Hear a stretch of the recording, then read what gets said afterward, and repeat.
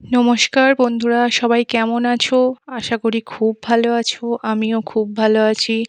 তো আজকে হচ্ছে জন্মাষ্টমী, ভগবান শ্রীকৃষ্ণের আজকে জন্মদিন। তো সবাই মিলে চলো আজকে জন্মাষ্টমীর দিনটা খুব ভালোভাবে পালন করি, খুব ভালোভাবে কাটাই।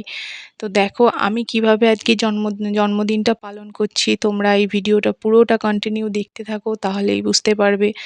তো চলো ব্লগটা শুরু করা যাক। দেখো দিনটা খুবই সুন্দর, খুব মানে ওয়েদারটা খুব ভালো, নীল আকাশ একদম। কয়েকদিন হলো বৃষ্টি বন্ধ হয়েছে, বেশ সুন্দর একটা ওয়েদার মানে চলছে। শরৎকাল এসে গেছে আর কি।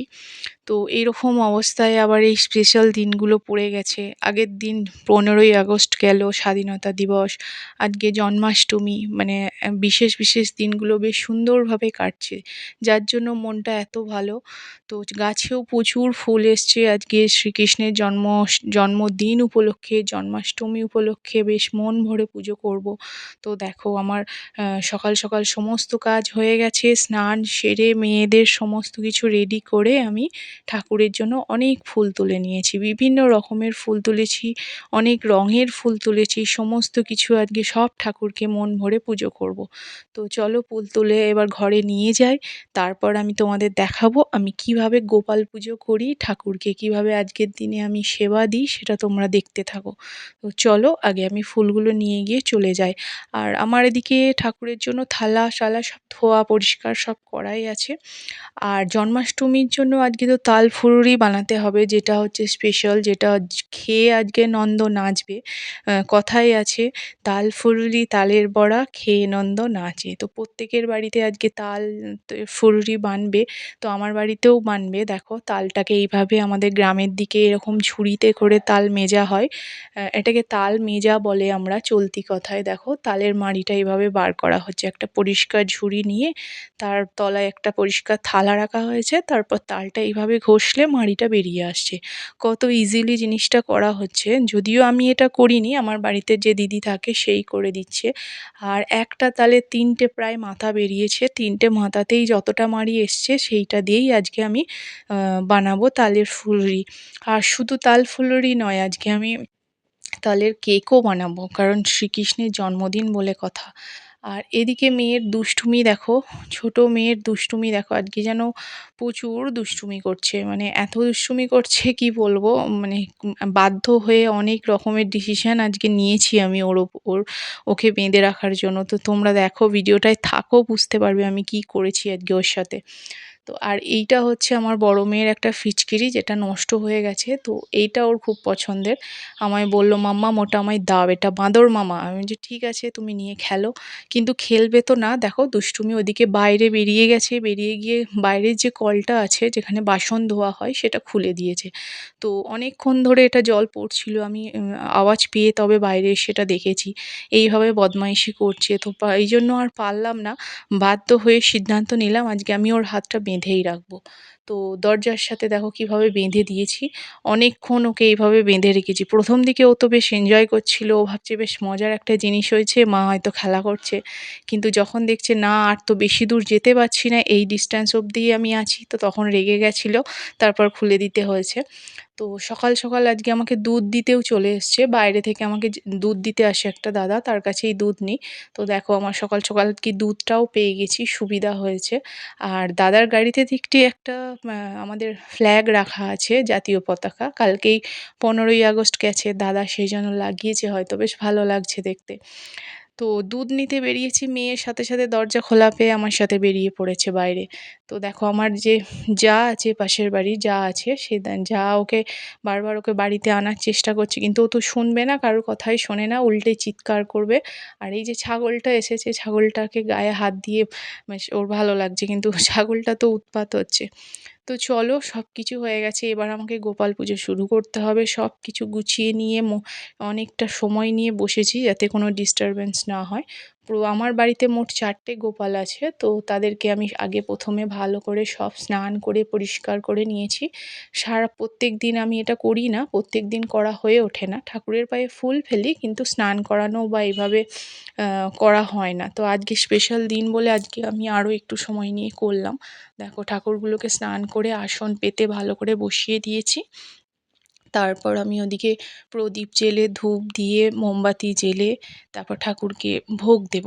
ভোগ আমি রাতের দিকেও দিয়েছি, দিনের দিকেও কিছুটা প্রসাদ দিয়েছি। দিনের দিকে আমার কাছে প্রসাদ হিসাবে তাল ছিল। তাল যেহেতু আজকে স্পেশাল দরকার, তো সেই জন্য কাঁচা তাল একটু নুড়ি করে দিয়েছি।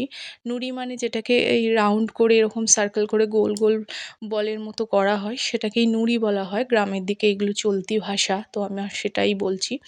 তো যারা বুঝতে পারছো না তাদের জন্য বলে দিলাম নুড়ি মানে কি। বাকি যারা বোঝো তারা তো বুঝতেই পারছো, তাদের তো নতুন কিছু বলার নেই। তো চলো, আমার চরণে ফুল অর্পণ করা হয়ে গেছে।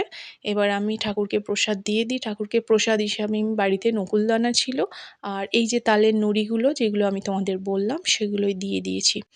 আমার গোপালকে পুজো করা হয়ে গেছে। খুব মন ভরে সমস্ত মানে মন প্রাণ দিয়ে আমি আজকে ঠাকুরকে পুজো করেছি, সমস্ত ঠাকুরকে, বাড়ির আরও যত ঠাকুর আছে। তো চলো, এবার আমি তালের কেকটা বানানোর জন্য প্রিপারেশন নিই।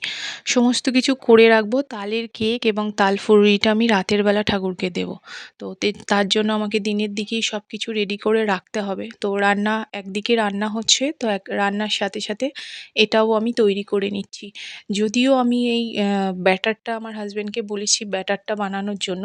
ইনগ্রিডিয়েন্টসগুলো আমি দিয়ে গেছি, আমার হাজব্যান্ড ফ্রি ছিল, বসে বসে এগুলোকে ভালো করে মিক্সড করে দিয়েছে। ভালো করে তাল, ময়দা, baking powder, baking soda mixed করার পর আমার কাছে বাড়িতে কেক টিন আছে। আমি কেক বানাই, কেক বানাতে পারি আমি। কখনো কখনো বানিয়ে থাকি। তো আমার সমস্ত কিছুই সরঞ্জাম বাড়িতেই ছিল। তো সেগুলো দিয়েই আমি বানিয়ে নিয়েছি। তো কেকে তালের কেকের আইডিয়াটা আমার হাজব্যান্ডেরই ছিল। বলল, "তালের মাড়ি যখন এতটা পরিমাণে হয়েছে, সবটা তো আর ফুলুরি বানাবে না। তো চলো তালের কেকই বানিয়ে দাও ঠাকুরকে।" সেটাও তো আমি দেখলাম হ্যাঁ, সেটা তো ভালো কথাই। কারণ আজকে তো জন্মদিন, জন্মদিনে তো কেক কাটাই যায়।